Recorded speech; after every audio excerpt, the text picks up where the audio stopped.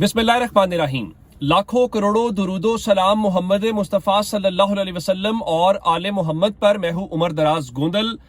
इस हुकूमत के लिए कम से कम इन दिनों में कोई खैर की खबर नहीं है। एक इनके लिए परेशानी जस्टिस मंसूर की कोर्ट, उसका ऑर्डर, फिर इमरान खान का अचानक ये कहना कि नहीं मुज़ाकरात करेंगे, हुकूमत का तरले और मिन्नतें करना, और उसके बाद दो खबरें आपको और बतानी है जिससे लगता ये है कि शायद इस हुकूमत के तख्ता खींचने का जो बिगल है वो बच गया। मैं जनाब जो इनके जावेद लतीफ साहब हैं वो कह रहे थे कि हमारे यहाँ अक्सरियत होते हुए हम अपने वजीर आजम को नहीं बचा पाए थे, अब तो इत्तेहादियों के ऊपर हम खड़े हुए हैं। अब मैं आपको बताना क्या चाहता हूं। अब एक तो तहरीक इंसाफ के लिए अच्छी खबर आज की क्या थी, उनके लिए अच्छी खबर ये थी कि जुनैद अकबर जो है, जो कौमी असम्बली के उनके मेंबर हैं, वो आज बिला मुकाबला चेयरमैन पब्लिक अकाउंट्स कमेटी बन गए हैं। ये तवील अरसे से हुकूमत और अपोजिशन के दरमियान एक बोन ऑफ कंटेंशन था। पहले शेख वकास अकरम का नाम आया, लेकिन फिर वो चीजें आगे नहीं बढ़ी। आज वो बिला मुकाबला मुंतखब हो गए, हुकूमत ने भी उनकी तायद की, तो तहरीक इंसाफ के लिए तो अच्छी बात ये थी। लेकिन बार ये है कि हुकूमत के लिए बुरी खबरें क्या है। तहरीक इंसाफ आज भी कह रही थी कि हम, शेख वकास अकरम कह रहे थे कि हुकूमत से मुज़ाकरात दोबारा शुरू करने के ऊपर कोई गौर नहीं कर रहे। हुकूमत और पीटीआई मुज़ाकराती अमल मुकम्मल तौर पे खत्म है। दोबारा अगर मुज़ाकरात शुरू या गौर करने का फैसला करना है तो वो इमरान खान ने करना है। साथ ही असद कैसर साहब ने कहा कि आप अब भी एक ही ऑप्शन है, जुडिशल कमीशन बनाओ।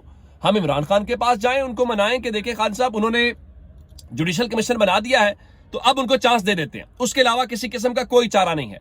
लेकिन अंदाजा कीजिए कि इनके लिए बुरा मामला क्या है। इनके लिए बुरा मामला ये है कि आज इस्लामाबाद के अंदर पीपल्स पार्टी की सेंट्रल एग्जीक्यूटिव कमेटी का इजलास था, और उस इजलास के अंदर भी इस वक्त हैरान होंगे आप। एक तो उन्होंने जो कमेटियां हैं वो तहलील कर दी हैं, जो पंजाब की सतह के ऊपर थी, विफाक की सतह के ऊपर थी, जो हुकूमत के साथ मुज़ाकरात करती थी। तो उनका जी आप नून लीग और पीपल्स पार्टी की कमेटियों के कोई मुज़ाकरात नहीं होंगे। अब बराह रास्त शहबाज शरीफ और नवाज शरीफ से बात होगी, और ये बात जो है वो आसिफ जरदारी करेंगे। चलें, ये तो मामूल का एलामिया है, असल खबर ये नहीं है। असल खबर उनका एलामिया है जो उन्होंने पढ़ा है, और उसमें वो कहते हुए दिखाई दे रहे हैं कि हमें तहफुजात हैं। जो पीपल्स पार्टी पंजाब है उसने शिकायत के जो अंबार हैं वो लगाए हैं। लेकिन असल डेवलपमेंट क्या है? असल डेवलपमेंट उनकी ये है कि आज के इजलास के हवाले से खबर यह आई कि वहां पे जो अक्सरियती अरकान हैं, उन अक्सरियती अरकान ने ये कहा कि जनाब आप मेहरबानी करें और ये जो इत्तेहाद है पाकिस्तान मुस्लिम लीग नून के साथ, इस इत्तेहाद में से निकलें। यानी कहने का मतलब ये हुआ कि इसका जो बोझ है वो कोई भी उठाने को तैयार नहीं है। और वो पीपल्स पार्टी अगर कह रही है कि जनाब इसमें से निकलें, तो मेरे ख्याल है इसके बाद कोई बात रह नहीं जाती। और हुकूमत के पास बचने के लिए आज एक और भी डेवलपमेंट हुई, और वो डेवलपमेंट लाहौर के अंदर थी। मैंने पहले भी कहा था कि अपोजिशन के दरमियान कॉमन ग्राउंड्स ढूंढे जाते हैं, इख्तलाफात अपनी जगह के ऊपर होते हैं। आज बैरिस्टर सैफ लाहौर के अंदर थे, और उसके अलावा साबिक वजीर मोहम्मद अली दुरानी जो पहले भी बड़े एक्टिव थे, उन्होंने आज मंसूरा में जमात इस्लामी के जो नायब अमीर हैं लियाकत बलोच साहब और सेक्रेटरी जनरल अमीरुल अजीम साहब से मुलाकात की है। और उस मुलाकात में जाहिर है क्या कुछ होगा कि जमात इस्लामी की क़यादत ने पीटीआई के वफ़द के सामने इमरान खान के लिए नेक तमन्नाओं का पैगाम दिया है। उधर आज फवाद चौधरी जो हैं वो भी गए हुए थे, और वो मौलाना फजलुर रहमान के साथ मिल रहे थे। तो कहने का मतलब ये है कि चीजें ये होती हुई दिखाई दे रही हैं, और हुकूमत बेशक अब नारे लगाती रहे कि हम ये कर देंगे, हम वो कर देंगे। सबको नजर आ रहा है कि हुकूमत के लिए परेशानी है। अब 26वीं यानी तरमीम के ऊपर आप धमकियां देना शुरू हो गए हैं।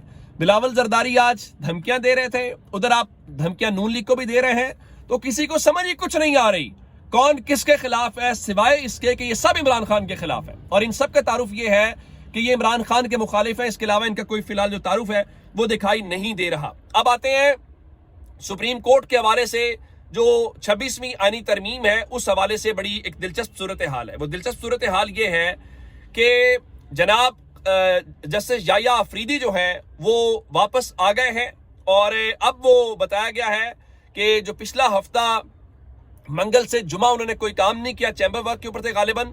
अब जनाब अगले हफ्ते सोमवार से जुमा 5 दिन जनाब जो है वो कोर्ट रूम नंबर 1 के अंदर केसेस की समाअत करेंगे। और जस्टिस सैयद मंसूर अली शाह साहब को सिर्फ 2 दिन उनके केसेस लगे हुए हैं, सिर्फ सोमवार और जुमे को उनका बेंच लगा हुआ है। اور منگل بدھ جمعرات ان کے بینچ کے سامنے کسی قسم کا کوئی کیس نہیں ہے. لیکن یہ جو توہین عدالت کا میٹر چل رہا ہے, یہ اگر انہوں نے فیصلہ سنا دیا منڈے کو, تو پھر آپ نے یہ جو بینچ اس دن 6 رکنی بنایا ہوا ہے اس مسئلے کا کیا حل نکلیں گے. لیکن یوں لگ رہا ہے کہ سپریم کورٹ کے اندر ایک کرفیو نافذ ہے. کیسے؟ قاضی فائز عیسیٰ نے کرفیو نافذ کر کے بلاول زرداری نے بروٹ میجورٹی کے ذریعے کیا کیا کہ انہوں نے جناب 26ویں آئینی ترمیم جو ہے وہ منظور کر لی, اور 26ویں آئینی ترمیم جو ہے وہ منظور کرنے کے بعد کیا صورتحال ہوئی کہ اب اس سارے معاملے کے اندر جو ہے 27 جنوری کو بتایا گیا ہے کہ آئینی بینچ نے انتظامات کرنے ہیں. اور اندازہ لگائیے کہ اب سوال پہلا یہ ہے کہ کیا آپ اس 26ویں آئینی ترمیم کو اس کی لائیو نشریات نہیں ہونی چاہیے؟ کیا قوم کو پتہ نہیں چلنا چاہیے کہ کیا کیس ہے, کس کا کیا موقف ہے, یا یہ نہیں کریں گے؟ اب چونکہ بتایا گیا ہے کہ کمرہ عدالت نمبر 2 کے اندر جو ہے 27 جنوری کو یہ ہوگا, تو اس سلسلے میں کچھ خصوصی سیکیورٹی انتظامات یعنی اضافی سیکیورٹی انتظامات کیے گئے ہیں. جو کرفیو حکومت نے نافذ کیا تھا, اب لگتا ہے وہی کرفیو نافذ جو انہوں نے کر کے اپنی ترمیم کی تھی, شاید جناب یحییٰ فریدی بھی سپریم کورٹ کے اندر وہی کرفیو نافذ کر رہے ہیں. تو بتایا گیا جی عدالتی ڈیکورم برقرار رکھنے اور پرسکون سماعت کو یقینی بنانے کے لیے جو کورٹ روم نمبر 2 ہے اس کے اندر بتایا گیا ہے کہ خصوصی سیکیورٹی پاسز جاری کیے جائیں گے. جن کے پاس یہ پاسز ہوں گے صرف وہی جا سکیں گے, اور ایڈوکیٹ, وکلا اور جو جرنلسٹ ہیں جو سپریم کورٹ ریگولر آتے ہیں وہ کمرہ عدالت نمبر 2 کے اندر آئیں گے, اور اس کے علاوہ باقی جو لوگ ہیں وہ کمرہ نمبر 6 یا 7 کے اندر اس سلسلے میں جائیں گے, اور وہاں پہ ان کو آڈیو فیسلٹی دی جائے گی اور فون الاؤڈ نہیں ہوگا, اور باقی بھی جو ہے وہ تلاشی دینے کے بعد جو ہے کیا جائے گا. تو ایس او پی جو ہے وہ جاری کر دیے گئے. بھائی جو ایس او پی جاری کرنے ہیں وہ کرو.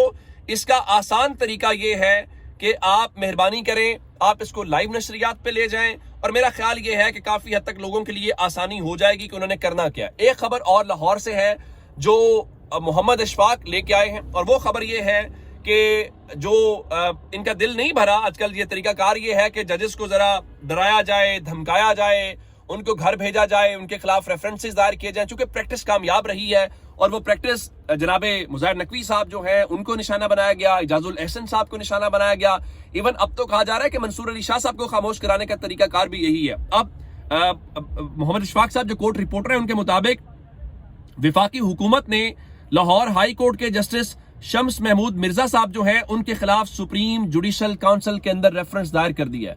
چلے ان کے جو بھی حکومت کی نظر میں باقی جرائم ہیں یا حکومت جس بنیاد کے اوپر جا رہی ہے وہ اپنی جگہ کے اوپر ہے, لیکن اس وقت ان کی سربراہی میں جو ایک لارجر بینچ ہے وہ عمران خان کی نااہلی کے خلاف کیسز کی سماعت کر رہا ہے.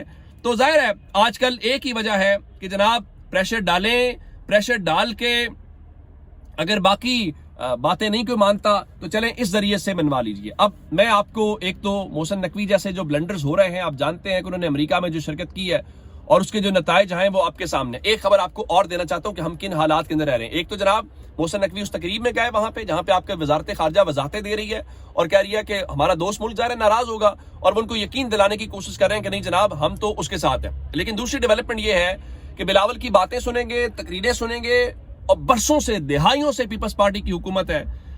چینی سرمایہ کار سندھ پولیس کے خلاف سندھ ہائی کورٹ پہنچ گئے اور وہ یہ کہتے ہیں کہ ہمیں پولیس کی ہراسانی اور بھتہ خوری سے بچایا جائے, اگر یہ نہ کیا گیا تو ہم لاہور یا چین واپس چلے جائیں گے. تو عدالت نے سماعت کے بعد نوٹس جاری کرتے ہوئے آئی جی سندھ اور دیگر حکام سے 4 ہفتوں میں جواب طلب کر لیا. یعنی یوں سمجھیے جو ان کی سیکیورٹی پہ ہے وہ ان سے سیکیورٹی مانگنے عدالت پہنچ گئے ہیں. لیکن ہمارا دھیان کہاں پہ ہے؟ عمران خان کو سزائیں سنانے کے اوپر. اپنا بہت سارا خیال رکھیے گا. خدا حافظ.